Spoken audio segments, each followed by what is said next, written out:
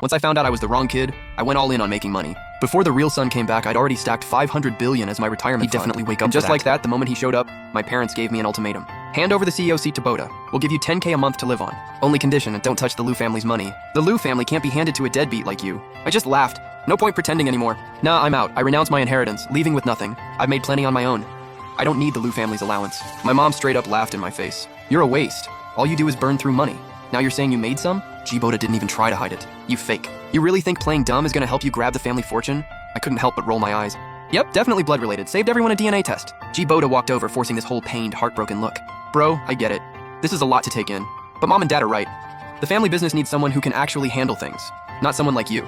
He left it hanging there, but that smirk said everything. That's when my fiancée, Liu Ruyan, walked right up and stood beside him. She linked her arm through his like it was the most natural thing in the world.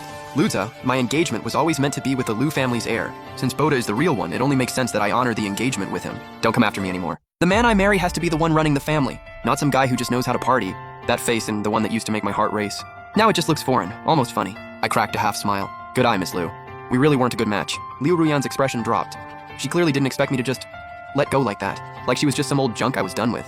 The next day, my life got stripped down piece by piece. My personal driver got reassigned to Boda. My black card is frozen. The master bedroom I'd lived in for 20 years, his now. I got moved into a tiny maid's room. They dressed it up, of course. Called it experiencing a normal life and building character. I just shrugged. A maid's room? Fine by me. I wasn't planning on sticking around this small pond anyway. After moving into my old room, Boda made a point of checking in on me. He leaned against the doorframe looking smug as hell. I almost laughed out loud. This little inheritance versus my $1 trillion portfolio? Barely a drop in the bucket. Not even worth fighting over. Next morning at breakfast, Boda, worried I'd still try to muscle in at HQ, generously pointed me toward one of the family's subsidiaries.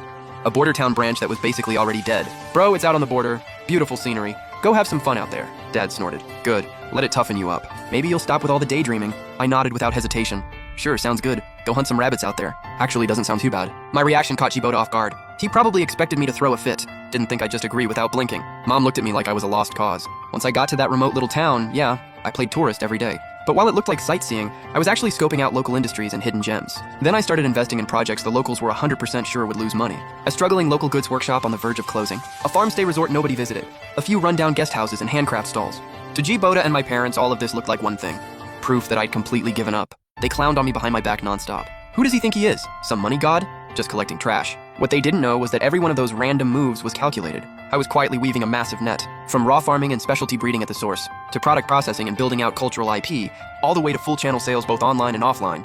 A complete supply chain had quietly taken shape, just waiting for the right moment. 6 months flew by.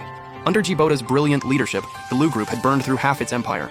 He'd successfully tanked half the business. Sure, he stayed at the office till midnight every night, really moved himself to tears.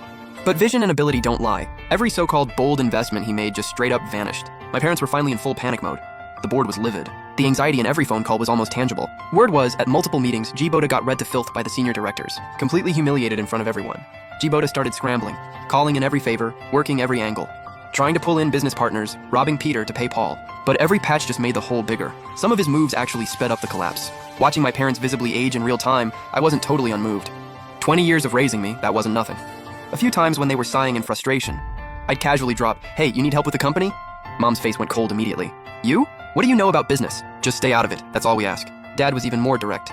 "Your little bag of tricks? Save it for your parties and vacations. This company is none of your business. Go back to your little town and play with your chickens." I shrugged it off, said nothing, just kept living my best life. On social media, I was chasing the northern lights in Scandinavia, or trekking through the Amazon rainforest.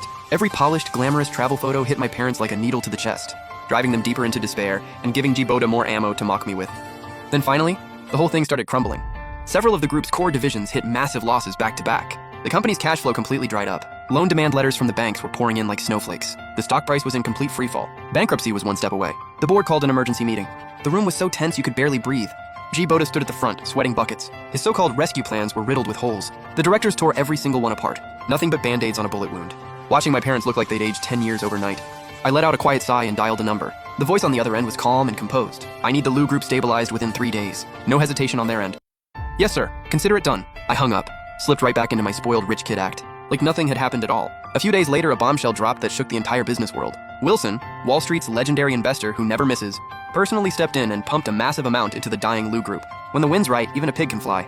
The Liu Group didn't just survive, it swallowed up several former rivals and shot to the top as a powerhouse in emerging markets. Financial media everywhere called it a textbook miracle comeback. I heard the news mid-dessert after a meal. My private jet had just cleared the mountains when G. Boda's call came through. He was practically vibrating through the phone, every word dripping with arrogance. You hear? G. Boda personally convinced Wilson to invest. It was me who brought the Lou Group back from the dead. I literally almost spit out my wine. This idiot was stealing credit with zero shame whatsoever. Right after my mom called. Her voice was pitched up about 8 octaves. Pure pride. Boda is such a blessing to this family. He makes us so proud. And you? What do you even do besides travel? Putting me down was just second nature to her at this point. Came as natural as breathing. Then Dad chimed in with his usual gruff tone. Boda is the real hope of this family. Stop goofing around and get back here. Learn something from him. With the crisis over, G. Boda's status went through the roof overnight. My parents bragged about his legendary achievements to anyone who'd listen. They were ready to put him on a pedestal. And me? I became the cautionary tale. The family failure. If the family was counting on him, we'd have been done 800 years ago. Honestly, I'd heard that line so many times I was numb to it. G. Boda was riding high, surrounded by fans. Liu Ruyan was practically waiting on him hand and foot. The way she looked at G. Boda, pure adoration. The way she looked at me, like I was a rock in the road she had to step around. To celebrate this great victory, the Liu family threw a massive victory banquet. All the big names were invited.